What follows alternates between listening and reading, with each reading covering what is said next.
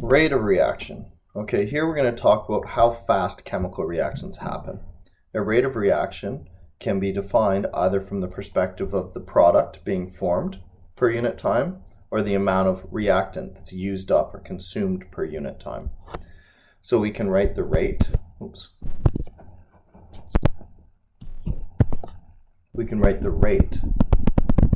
as the change in concentration, or C2 minus C1, the change in concentration, over a period of time.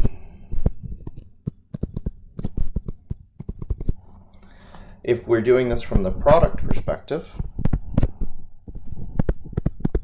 since we'll be observing the concentration increase, this will turn out to a positive value.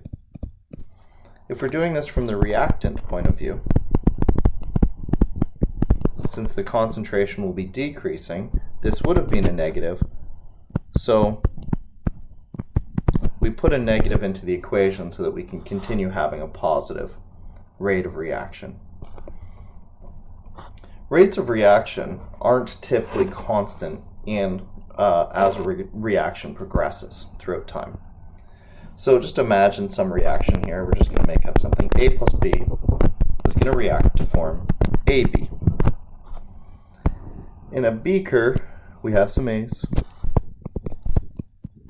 We can just imagine, for some reason, this is an aqueous solution. These things are all floating around in the water. And initially, because the reaction hasn't happened yet, we have a lot of A's and we have a lot of B's. And what that means then is that it's very likely that an A and a B are going to collide with each other and have some chance of engaging in the chemical reaction and becoming AB. So initially, not having used any up yet, we have lots of A and B. What this means is that it's very likely that A and B will collide. When this happens, there's some chance they will change or react to form AB. So initially, with a lot of A and B, it's likely that they collide, and so we have a high rate of reaction.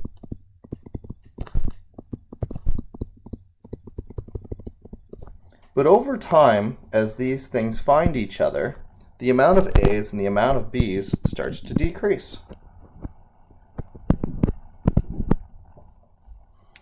As they form ABs.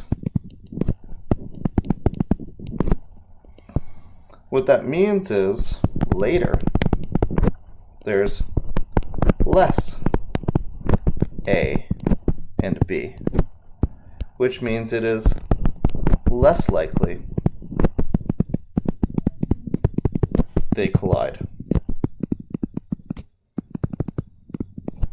which gets you a lower chance of an actual reaction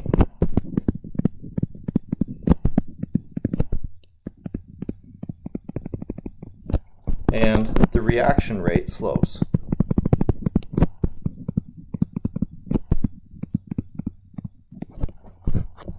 With all that in hand then, if we were to typically look at the concentration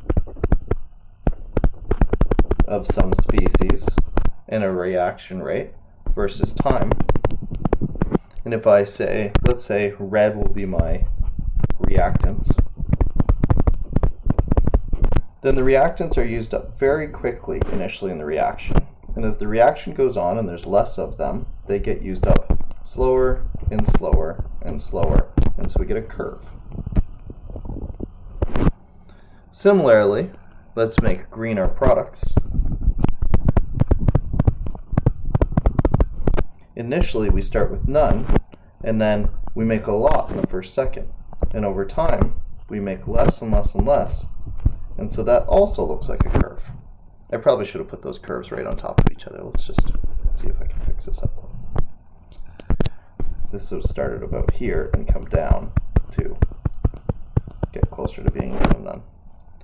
So what that means is, whether I'm looking at the rate, the amount of concentration that's reduced in the first second for the reactant, or gained in the first second for the product, we can see it's fairly large. Initially, there was a lot of A and B that could collide with each other and perform the reaction.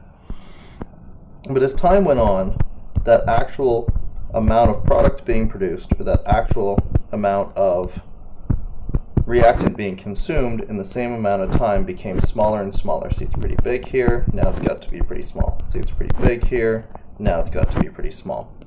What that means then is that reaction rates naturally slow as time goes on. The rate of reaction depends, is proportional, might be proportional to the square or something like that, but is in general proportional to the concentration of the reactant.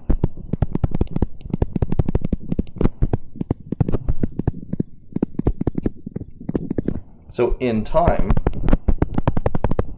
as the reactants are used up, the reactant's concentration goes down.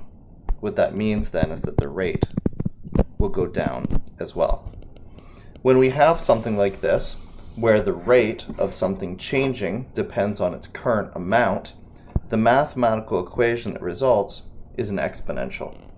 So if I wanted to know what the concentration of my species at a different time is, I would know that it's going to be equal to the concentration at the initial situation times some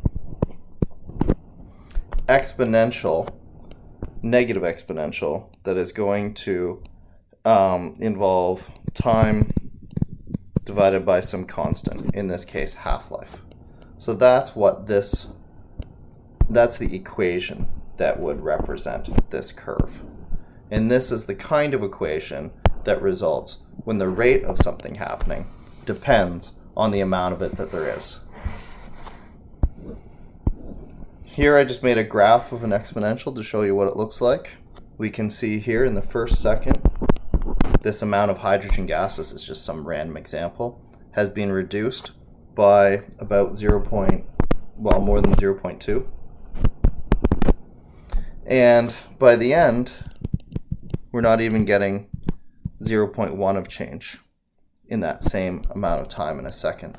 So we can see the rate of reaction was much bigger initially and dropped as it went on because the amount of A and the amount of B are getting used up. So in general, a rate of reaction is the change in concentration of either the products or the reactants over time.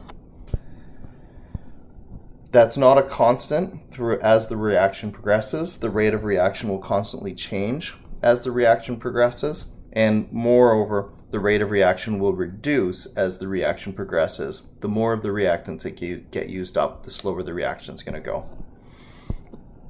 The actual equation that would show this curve is this.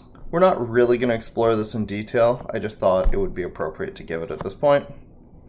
And this is the kind of equation that results when a rate is proportional to the current amount of that item. And we can see in a sort of a faked real-world example how a reaction rate would naturally slow over time in some reaction, I guess, that's using up hydrogen gas here.